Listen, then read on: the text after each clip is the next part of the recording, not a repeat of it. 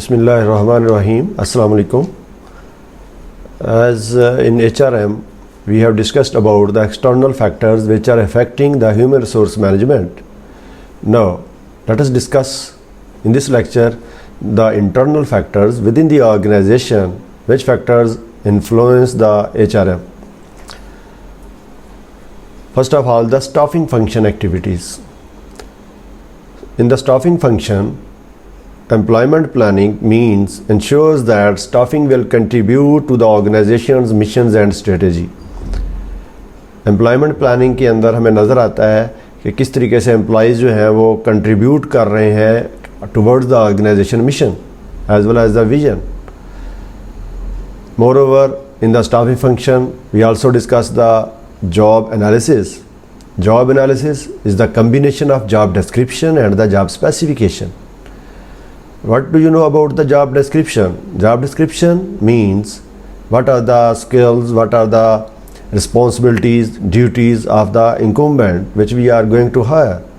Whereas the job analysis, in the job analysis, the second part is the job specification, which will be the qualification of the particular employee.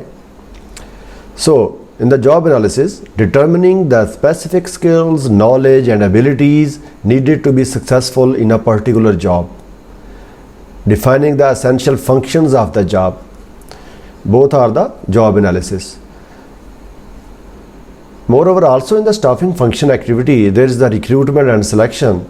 Recruitment is the process of attracting a pool of qualified applicants that is representative of all groups in the labor market. That will be, what will be the labor market? When we are in attracting pool or making in the recruitment section, there will be the college, there will be the internet, there will be any university and also the market. However, in the selection process, the process of assessing who will be successful on the job. When हम तैयार कर लिया, एक pool बना लिया हमने potential candidates का, आने वाले टाइम के लिए जब हमें जॉब वेकेंट पोजीशंस होंगी तो उसमें से, उस पूल में से राइट कैंडिडेट को सिलेक्ट करना for the particular job is the selection. The process of assessing who will be the successful on the job and the communication of information to assist job candidates in their decision to accept an offer. उनके साथ वो सारा कुछ उनको communication provide करना और उनको test, interviews, वो तमाम प्रोसेस को कंप्लीट करना, that is the selection. Next one is the training and development function. Activities in HRM concerned with assisting employees to develop up to date skills, knowledge and abilities. तीन चीज़ें होती हैं जी जो हमने ट्रेनिंग एंड डेवलपमेंट के अंदर, skill provide करना, knowledge और एबिलिटीज़. जो सबसे आसान काम होता है जी एबिलिटीज़ विद नॉलेज और स्किल्स, जो डिफ़िकल्ट साइड में जाता है, ASK भी से कहते हैं, abilities, knowledge and skill. Orientation and socialisation क्या करती है एम्प्लॉइज़ को? ओरिएंटेशन, जैसे मैंने बताया कि ओरिएंटेशन और socialisation both are singular terms. इसमें हम ये देखते हैं कि आने वाला जो एम्प्लॉई है किस तरीके से कंपनी के अंदर एडजस्ट हो सके, उसको कंपनी के नो हाउ का पता चले, कंपनी की नॉर्म्स का पता चले, कंपनी की वैल्यूज़ का पता चले और एज वेल एज़ वो कंपनी के रूल्स एंड रेगुलेशन को जान सके, अपने आप को अडॉप्ट कर सके.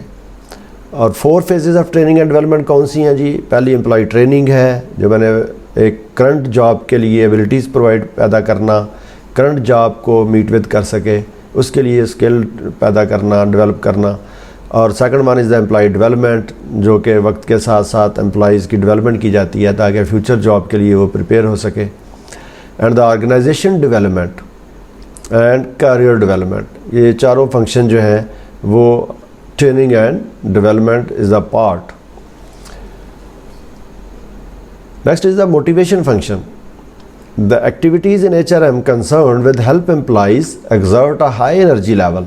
जब एक कंपनी के अंदर एम्प्लॉई जो काम कर रहे हैं उनको इस तरीके से हेल्प किया जाए कि वो मैक्सिमम अपनी एनर्जी जो है वो यूटिलाइज़ करें और मैक्सिमम आउटपुट जो है वो प्रोडक्टिविटी नज़र आ सके. तो इसके लिए इम्प्लीकेशंस आर इंडिविजुअली आप मोटिवेट किया जा सकता है, मैनेजरियल लेवल पे किया जा रहा है और ऑर्गेनाइजेशन जो है वो किस तरीके से उनको मोटिवेट कर रही है. دو فنکشنز ہیں, دو فیکٹرز ہیں آف ایبلٹی اور ولنگنیس. اگر ایبلٹی ہے اور ولنگنیس بھی ہوگی تو پھر ہی موٹیویٹ ہو سکتے ہیں. اور third one is the respect کے ذریعے بھی لوگوں کو موٹیویٹ کیا جاتا ہے. موٹیویشن کے اندر جاب ڈیزائن کا ایک اہم فیکٹر ہے کہ ہو سکتا ہے جاب کو اس طریقے سے ڈیزائن کیا گیا ہو کہ امپلائی جو ہے وہ بورڈم فیل کر رہا ہے, وہ وہاں پہ ایڈجسٹ نہیں ہو پا رہا اور موٹیویٹ نہیں ہو رہا. تو جاب ڈیزائن ایک ایسی فنکشن ہے, فیکٹر ہے جس سے نظر آتا ہے کہ کچھ جابز انٹرسٹنگ جاب, اگر جاب کو انٹرسٹنگ بنا دیا جائے تو امپلائیز جو ہیں زیادہ موٹیویٹ ہو کر کام کرتے ہیں. سیٹنگ پرفارمنس اسٹینڈرڈز, اس طرح اسٹینڈرڈ سیٹ کیے جائیں کہ ان کو گولز کو اچیو کرنا ایک چیلنج ہو اور امپلائیز موٹیویٹ ہو کر اس کو لگا رہے. Establishing effective compensation and benefit programmes, یہ بھی موٹیویشن کا ایک پارٹ ہے کہ جناب اگر آپ کمپنی کے امپلائیز کو کمپنسیٹ افیکٹ کر رہے ہیں اس کی جو ڈیزائر کے مطابق, اس کی جو انر ہے, اور اس کو بینیفٹس بھی اس طرح مل رہے ہیں تو امپلائیز جو ہے وہ موٹیویٹ ہوتے ہیں. انڈرسٹینڈنگ موٹیویشنل تھیریز کو بھی اپلائی کیا جائے. میزلو کی 3 نیڈ تھیری ہے, 3 نیڈ ہیرارکی نیڈ ہے تھیری ہے, تو مطلب ڈفرینٹ تھیریز ہیں, 3XY ہے, تو ان کو اپلائی کیا جائے جو ہم ڈیٹیل سے موٹیویشن کے چیپٹر میں پڑھ چکے ہیں. And the last function is the maintenance function, جو کہ HRM جو ہے وہ افیکٹ کر رہا ہوتا ہے کہ امپلائیز کو کس طریقے سے کن activities in HRM concerned with maintaining employees commitment and loyalty to the organisation, کہ امپلائیز کو مینٹین بھی رکھنا ہے, ریٹین بھی رکھنا ہے کمپنی کے اندر.